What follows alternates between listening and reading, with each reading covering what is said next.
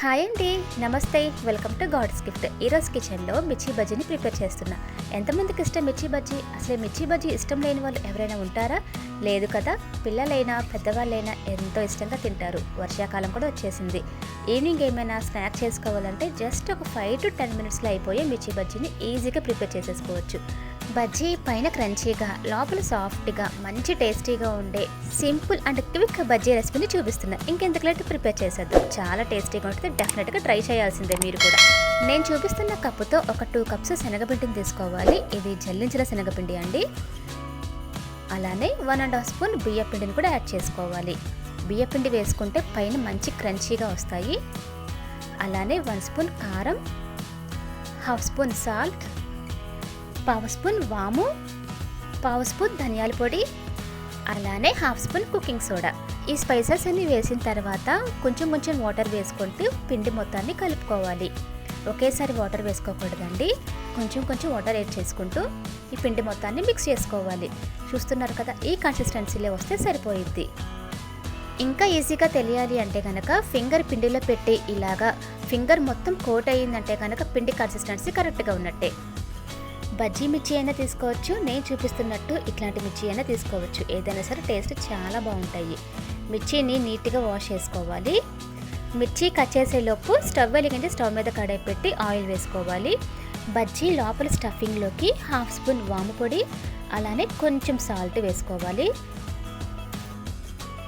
మిర్చిని ఎడ్జెస్లో కొంచెం కట్ చేయాలి.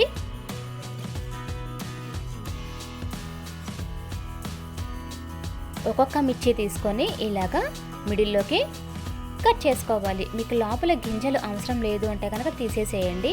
నేనైతే కనుక ఉంచుతున్నాను. ఇలాగా మిర్చికి మధ్యలో కట్ చేసుకోవాలి. రెడీ చేసి పెట్టుకున్న వాము సాల్ట్ ఉంది కదా, ఈ పౌడర్ని మిర్చిలోకి కొంచెం ఇలా ఓపెన్ చేసి ఈ పౌడర్ని కొంచెం లోపల స్టఫ్ చేయాలి.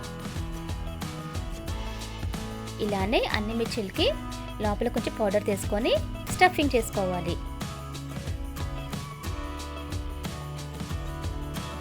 ఇలానే అన్ని మిర్చిల్ని మిడిల్లో కట్ చేసుకొని వాము సాల్ట్ కలుపుకున్న పౌడర్ని లోపల స్టఫింగ్ చేసుకోవాలి.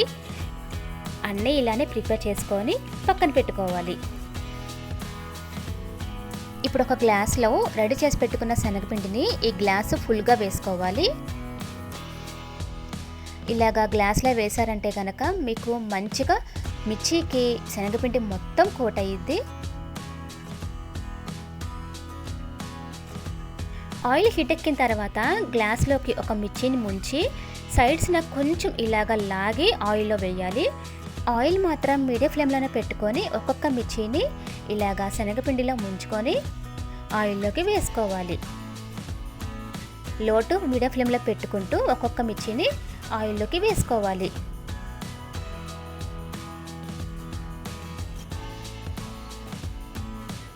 హై ఫ్లేమ్ పెట్టారంటే మాత్రం పైన మొత్తం మాడిపోతాయండి. మీడియం ఫ్లేమ్ పెట్టి మాత్రమే ఫ్రై చేసుకోవాలి.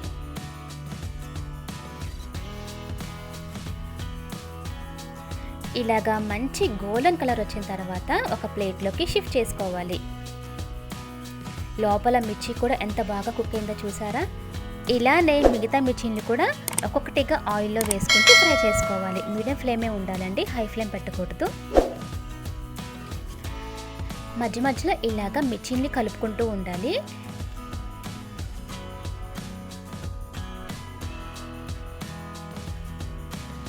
ఇలాగా గోల్డెన్ కలర్ వచ్చిన తర్వాత తీసేసుకొని ఒక ప్లేట్లోకి షిఫ్ట్ చేసుకోవాలి.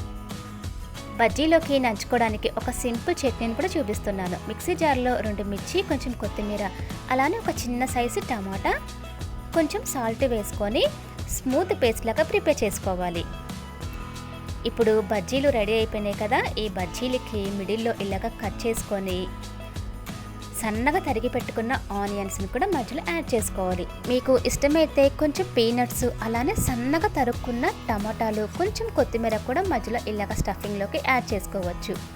ఇలానే ఒక 4-5 మిర్చిల్ని నేను ఇలాగా మిడిల్లో కట్ చేసుకొని ఆనియన్స్ మాత్రమే స్టఫ్ చేశాను. మనందరికీ ఇష్టమైన మిర్చి బజ్జీ రెడీ. పైన మంచి క్రంచీగా, లోపల సాఫ్ట్గా చాలా బాగుంటాయి. ఒక 2 చుక్కలు నిమ్మకాయ వేసుకొని ఇలాగ బజ్జీని కొరుక్కొని తింటే అసలు నెక్స్ట్ లెవెల్ ఉంటుంది టేస్ట్.